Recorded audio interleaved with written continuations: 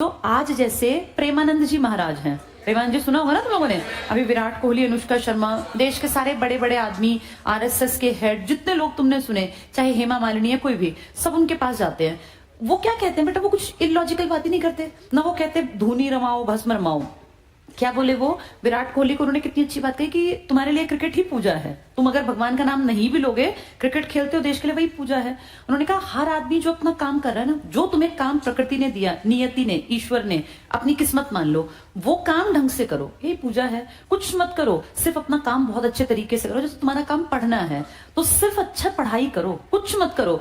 बीच में जब टाइम मिले तो भगवान का शुक्रिया कर दो, एक आधी बार भी याद कर लो, उसमें 100% तुम्हारी जिंदगी का बेड़ा पार हो जाएगा।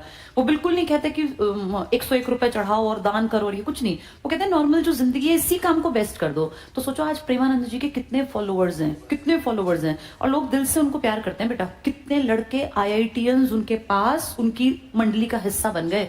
उनका जो सबसे क्लोज आदमी है ना, जो वो प्रश्न पढ़ पढ़ के सुनाता है, वो आर्मी से आया हुआ आदमी है। उसने आर्मी ज्वाइन की, आर्मी में रहा, फिर उस देखो वहां भी उसने अच्छा काम किया देश के लिए। फिर कभी महाराज जी से मिलने आया तो उसका इतना मन रम गया कि उसने वो आर्मी छोड़ दी, नौकरी छोड़ दी सरकारी। और प्रेमानंद जी के पास पढ़ा लिखा आदमी है, पढ़ा लिखा लड़का है। वो सारी मंडली ना सब पढ़े लिखे लड़के हैं मैक्सिमम, और वो दिल से प्यार करते हैं बेटा। तो जैसे आज प्रेमानंद जी हमें लगता है कि हाँ ये दिखावटी टाइप के बाबा नहीं है। बाबा तो इस देश में बहुत है, कोई तिलक लगा के बड़े सिंहासन पर बैठा है, कोई कैसे।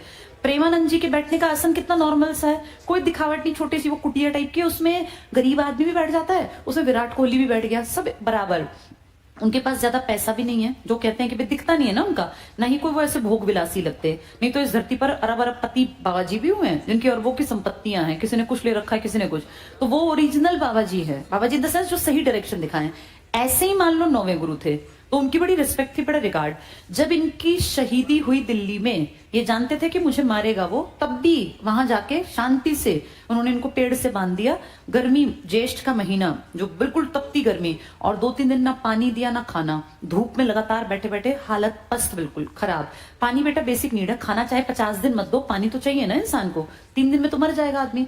जब फिर भी नहीं माने तो फिर उन्होंने इनकी गर्दन उतार दी, और जब इनकी गर्दन ऐसे काटी तलवार से तो वो गर्दन एकदम लुढ़क के नीचे गिर गई। इनके चाहने वाले, जो इनके चेले थे, शिष्य थे, वो गर्दन उठा के उनमें से भाग गए। वो तंग गलियां हैं दिल्ली में, चांदनी चौक में। उसके बाद वो पता ही नहीं चला कहाँ गया, इसलिए भागे वो ताकि इसकी और बेइज्जती ना करे। नहीं तो बेटा उस टाइम पे ना ट्रेंड था, जैसे तुम्हें याद है मैंने पढ़ा होगा, बलबन ने वो मीनारें बनवाई थी पूरी शीश की ना, वैसे बेइज्जत करते थे। मरने के बाद भी आदमी के साथ गलत व्यवहार। तो 9वें गुरु की बड़ी इज्जत है, और जगह जगह हमारे हरियाणा में भी इनके लिए गुरुद्वारे हैं। 3रे, 4थे, 5वें सबके, लेकिन इनका ज्यादा नाम आता है। तो ये है तेग बहादुर की